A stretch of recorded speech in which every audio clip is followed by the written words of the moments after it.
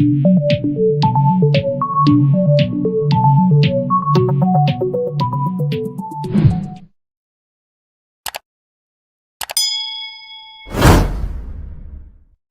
it guys? It's Douglas from Juice Bike Traders.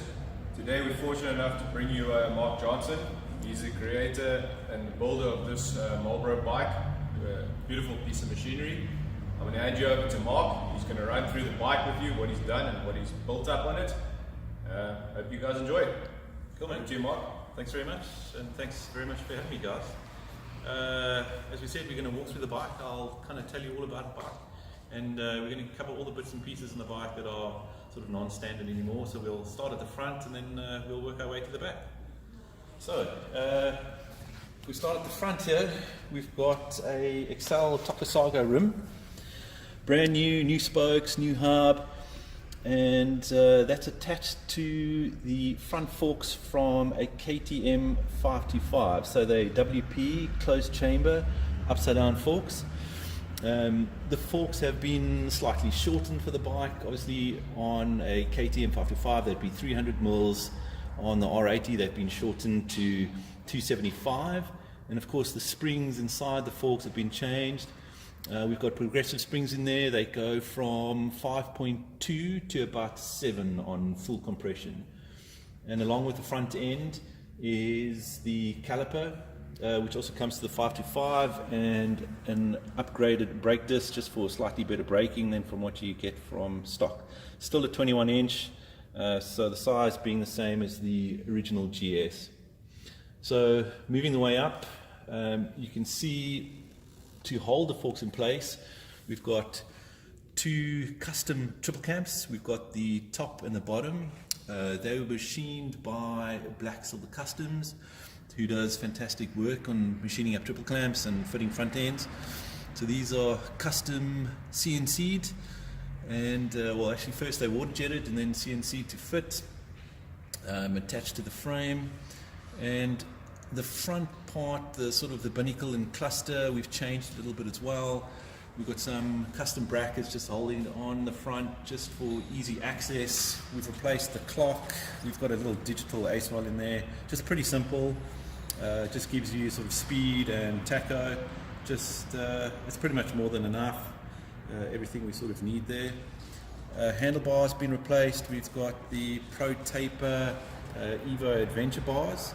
Just really nice, comfortable sort of position for the bike, I found, out of all the handlebars. We tried quite a few, but this sort of gives the best position. And also on the handlebars we fitted the bark busters. So we'll just show you over here. We've got the integrated LED flickers, which makes a nice little touch. You know, you don't have the indicators sort of hanging out anywhere, so all nicely tucked away. The wiring for the most part in the front, the switches, indicators and stuff, we've kind of left standard. The main reason for that is, you know, there's quite a few of us that go and ride these bikes together. We've all got sort of similar bikes, so really if something happens, at least we can help each other out. You know, if we decided to change a lot of the wiring, we may just run into sort of issues where if something breaks, nobody's got a spare part. So that's kind of why we left the wiring the same on this bike. If we come down to the front here and we look in from the front, another addition to the bike is an oil cooler. The motor's actually been upgraded. It's now a 1000cc bike. It was 800. The bike's been fitted with a Siebenrock kit, so it's a sort of a bolt-on kit that you get from Siebenrock. You get new barrels and pistons. The pistons are sort of a lightweight piston, so it really ups the power on the bike. I think it's somewhere around the sort of 60 odd horsepower, which is not bad. I mean, for a bike that's 30, 40 years old, she goes pretty well. So obviously with the extra power, we just put in the oil cooler just to provide a little bit of extra cooling on the oil, obviously. Just keep it all nice and good there. The motor as well has been totally redone. So along with the barrels and pistons, everything's been checked. You know, we've stripped it right down. We check all the tolerances, make sure everything's fine. If it's not within spec, it gets replaced. The heads have been changed, they've been gas flowed. We've also changed the valve so we can run unleaded fuel. So we changed the valve seats, valve stems, we put in new valves. So all of that has been done. We actually still use the same carburetors on the bike, the 32 millimeters. According to Siebenrad, the 32 millimeter Bing carburetors provide the best amount of low down torque. You can use the 40 mils. They'll give slightly more top end, but not as much low down grunt. And I kind of prefer the low down grunt for doing those power slides around the corners. Having a look right down at the bottom here, from the motor we've got these custom headers. These were made by a company called Barker, so totally custom. The header all the way through to the wide pipe is all custom made, and we've got an Akropovich tail piece on the back, a nice titanium piece, so super light.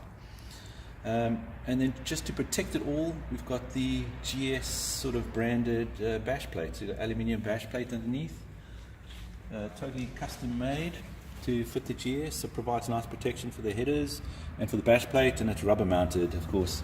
The original on the R80 is bolted to the pan, so of course if you hit a rock you stand a chance of shredding your oil pan, so we just mount it on rubber so that hopefully the rubber shears before your oil pan does.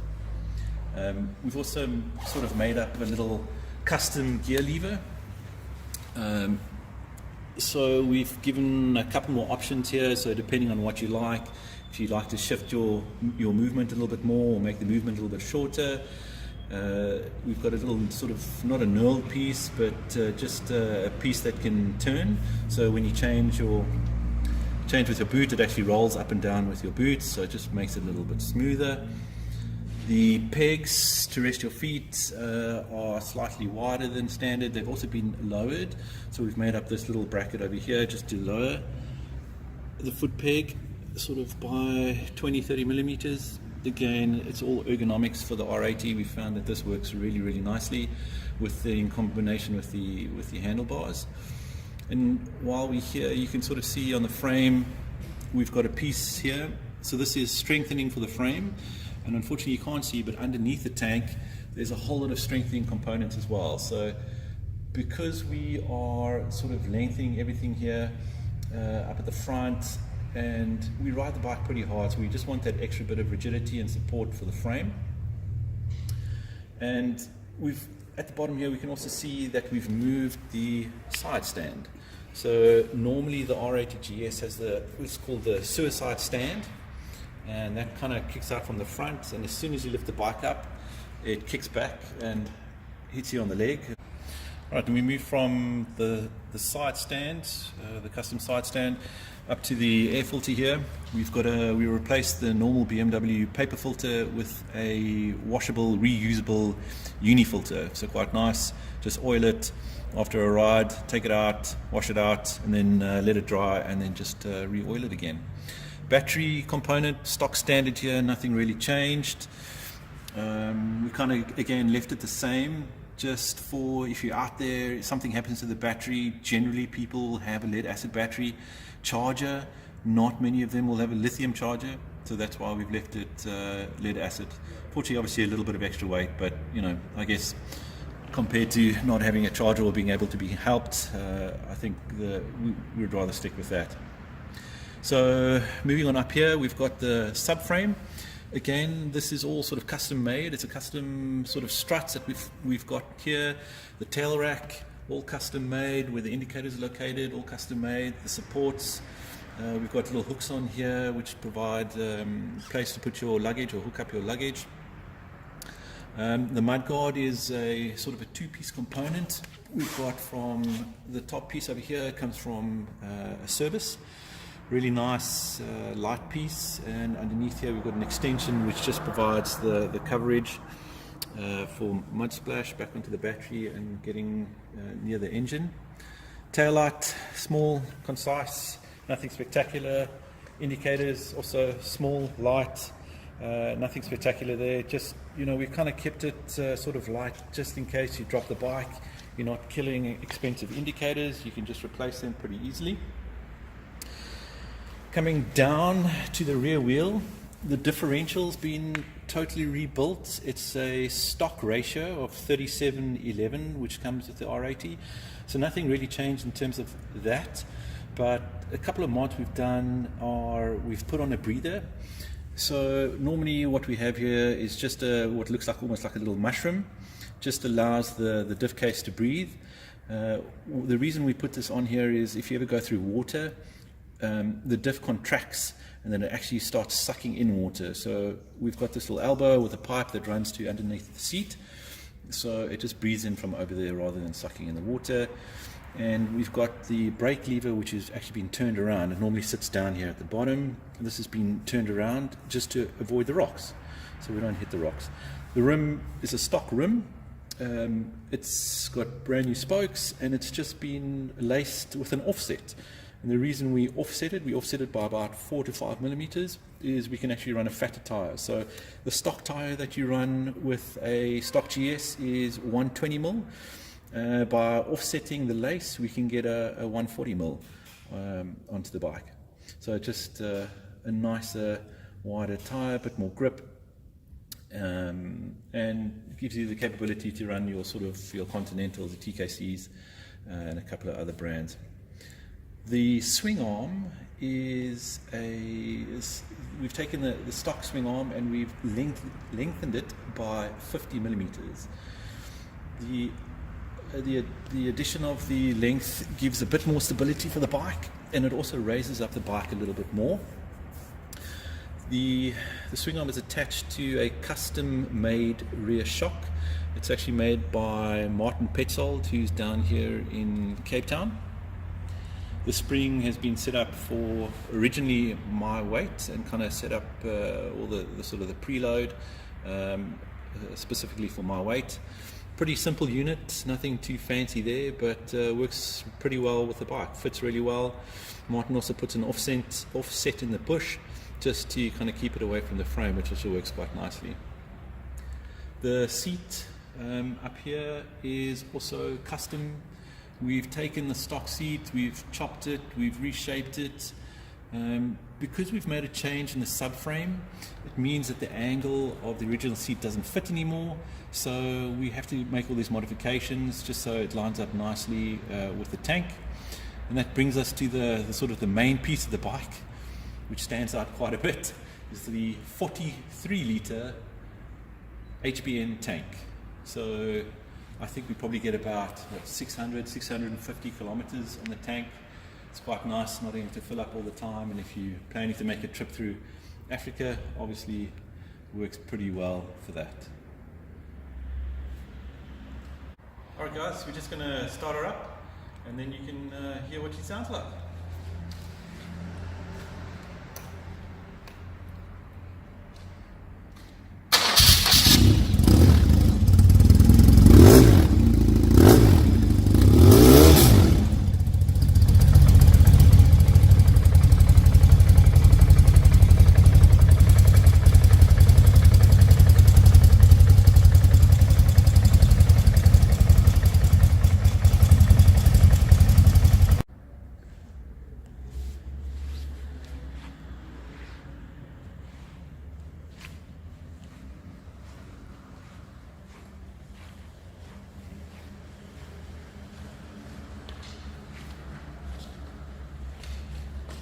Well guys, thanks a lot for watching the video. Mark gave us quite a bit of information on the bike, and wow, it was amazing. So yeah, please, if you like this video, please click the link below and subscribe to our YouTube channel to follow us for more videos. Also feel free to contact us on Facebook at GS Bike Traders. Thanks again, Mark. Hope you enjoyed. Nice.